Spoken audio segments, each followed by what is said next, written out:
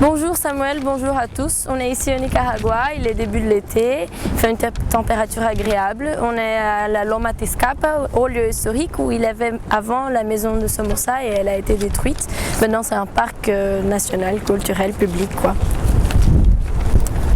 Bon oui, tout à fait. Depuis l'élection de Daniel Ortega, beaucoup ont pensé que la façon de gouverner elle a été pareille avec les années 80, avec la révolution.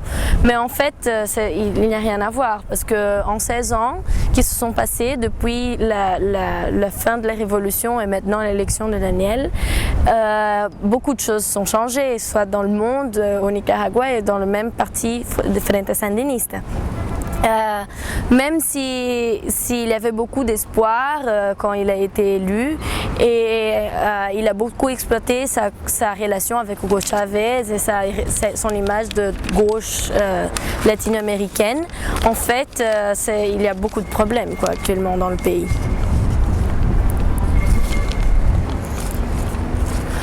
Oui, en fait, le principal espoir quand Daniel a été élu était qu'il aurait un meilleur dialogue entre les différentes factions de la société nicaraguayenne. Il y a une polarisation politique très forte dans le pays entre les sandinistes et les non-sandinistes et il avait l'espoir qu'il pourrait médier mieux cette situation. Mais en fait, c'est pas ça qui s'est passé. Dans ce qu'on a vu dans cette année de gouvernement, c'est un autoritarisme très fort, un centralisme entre de Daniel et de son épouse Rosario Murillo, qui a beaucoup de pouvoir et de fonctions dans ce gouvernement. Alors ça donne l'idée que en fait toutes les décisions doivent passer par eux, soit de n'importe quel ministère. Alors ça complique très fort la vie politique du pays. Il a eu des situations avec des instabilités politiques très fortes et des problèmes entre l'exécutif et le législatif et médiés principalement par le judiciaire. Oui, en fait, l'adhésion du Nicaragua à l'ALBA, c'est une des contradictions qu'on disait auparavant parce que en fait, au même temps que le Nicaragua est rentré dans l'ALBA et a une relation très prochaine avec le Venezuela, cette année, ils ont signé un accord avec le FMI de 115 millions de dollars.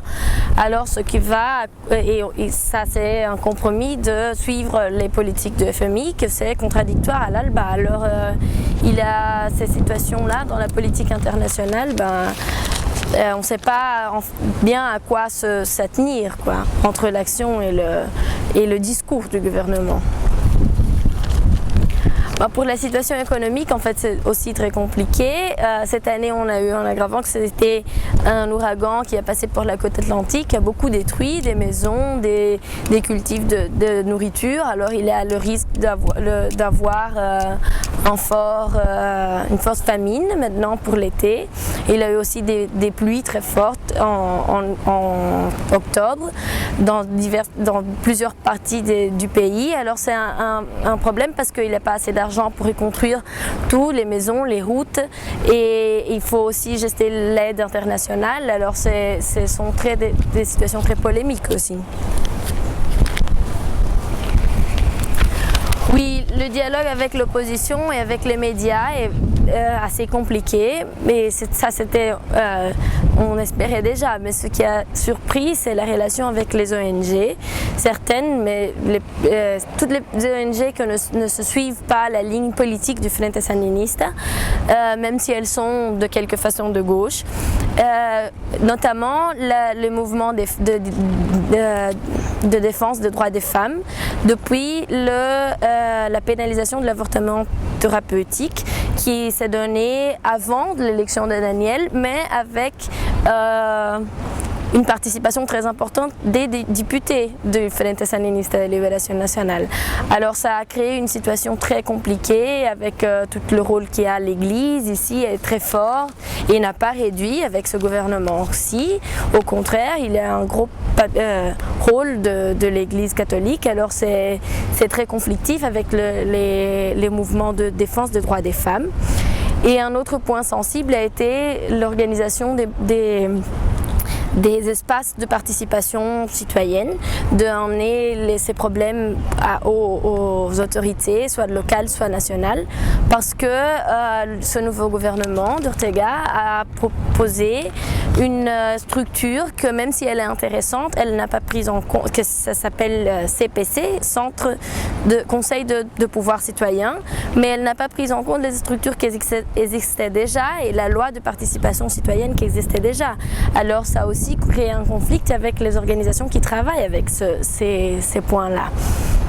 Et ça c'est même risible parce que le gouvernement s'avait voulu appeler le gouvernement de Union et Réconciliation Nationale, ce qui n'est pas en fait en train de passer. Et la plus grande différence en relation aux autres gouvernements de gauche de latino-américains, c'est que Daniel a gagné les élections avec moins de 40% des votes. Alors ça ne donne pas l'espace pour qu'il puisse faire des débats amples dans toute la société avec des référendums comme ça se passe par exemple au Venezuela ou au Bolivie. Salut alors, merci à tous.